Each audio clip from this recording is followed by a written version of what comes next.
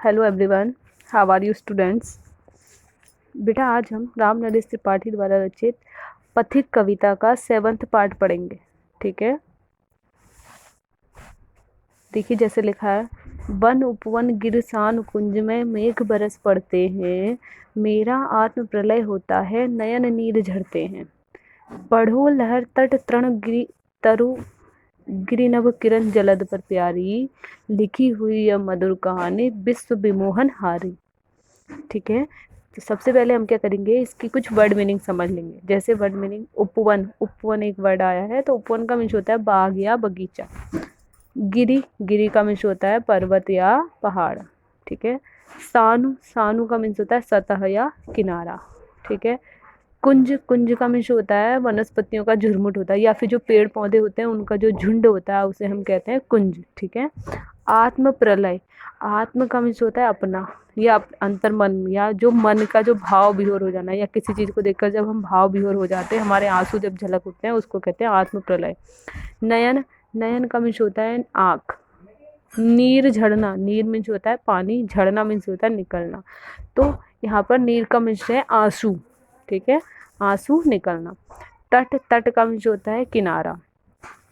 तृण, तृण का मीन्स होता है घास, या घास का जो तिनका होता है उसे भी तृण कहते हैं। ठीक है, वृक्ष, वृक्ष का मीन्स होता है, सॉरी तरु, तरु का मीन्स होता है वृक्ष। नभ, नभ का मीन्स होता है आकाश। जलद, जलद का मीन्स होता है बादल। विश्व विमोहन हारी, विश्व मीन्स होता है संसार, विमोहन हारी का मीन्स होता है मुग्ध करने वाली। ठीक है, यह अपनी तरफ आकर्षित करने वाली, तो इसका मीन्स हो जाएगा संसार को मुग्ध करने वाली। ठीक है, अब क्या करेंगे, अब हम इसका प्रसंग लिखेंगे। तो प्रसंग में आपको क्या लिखना है कि कवि जो है प्रकृति की लीला को प्रेम लीला मानता है। कवि प्रकृति की लीला को क्या मानता है, प्रेम लीला मानता है, और उसी से क्या हो जाता है, उसी से रोमांचित होकर वह लिखता है, या उसी से आनंदित होकर, या उसी से प्रसन्न होकर वह लिखता है, या उसका वर्णन वह यहाँ पर करता है। क्या वर्णन करता है, अब हम इसको व्याख्या में पढ़ेंगे। तो व्याख्या में क्या लिखेंगे कि प्रकृति में चल रही प्रेम लीला, जो प्रेम लीला प्रकृति में चल रही है, उसको देखकर मेघ यानी कि जो बादल हैं वो क्या होते हैं, उनसे रहा नहीं जाता। कैसे नहीं रहा जाता, मतलब वो अपनी जो प्रसन्नता होती है या अपनी जो खुशी होती है उसको, उस खुशी को कैसे प्रकट करते हैं, पेड़ों पर, वनों पर, पहाड़ों पर,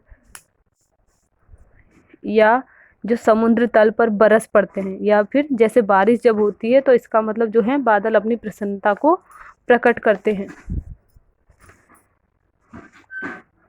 तो इसे देखकर जो पथिक है या जो राहगीर है, इस दृश्य को देखकर जो पथिक है वह स्वयं भी भाव विहल हो जाता है।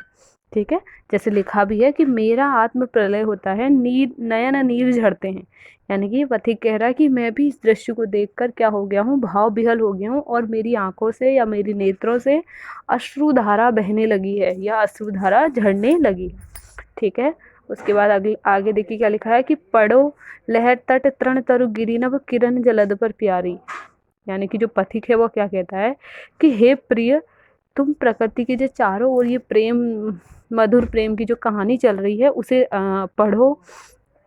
कहाँ कहाँ तुम उसे पढ़ सकती हो, कहाँ कहाँ तुम उसे देख सकती हो, कहाँ कहाँ तुम उसे अनुभव कर सकती हो, इन बातों को बताता है। जैसे तट यानी कि समुद्र की लहरों पर, सॉरी लहर, समुद्र की लहरों पर, समुद्र के तट पर, हरे भरे तिनकों में, पहाड़ों पर सच कर जो पेड़ खड़े हुए हैं उन पर, वृक्षों के भीगते पहाड़ों पर, या तारों से ढके हुए आकाश में, सूर्य की उज्जवल किरणों में, बरसते हुए बादलों में। कवि कह रहा है कि इन सब चीज़ों में, या इन सब प्राकृतिक चीज़ों में तुम क्या करो, उनको देखो, उनको अनुभव करो। ठीक है, या उनको पढ़ो। ठीक है, कि जो लिखी हुई यह मधुर कहानी विश्व विमोहन हारी, जो यह मधुर कहानी है पेड़ों की या प्रकृति की, वह कहानी क्या करती है, सारे संसार को अपनी ओर मोहित करती है, या सारे संसार को अपनी ओर आकर्षित करती है। ठीक है, ये इसकी व्याख्या हुई है। उसके बाद हम इसका क्या पढ़ेंगे, काव्य सौंदर्य और काव्य सौंदर्य। ठीक है, तो काव्य सौंदर्य को हम क्या करते हैं, 2 पार्ट में डिवाइड कर देते हैं। फर्स्ट पार्ट आ जाता है आपका भाव पक्ष, और सेकंड पार्ट आ जाता है कला पक्ष। तो फर्स्ट पार्ट जो आपका भाव पक्ष होता है उसमें क्या करना होता है, हमें उसका भाव लिखना होता है, यानी कि जो भी हमारे पास पैराग्राफ है उसके अंदर जो भाव निकल कर आ रहा है वो भाव हमें लिखना होता है, ठीक है।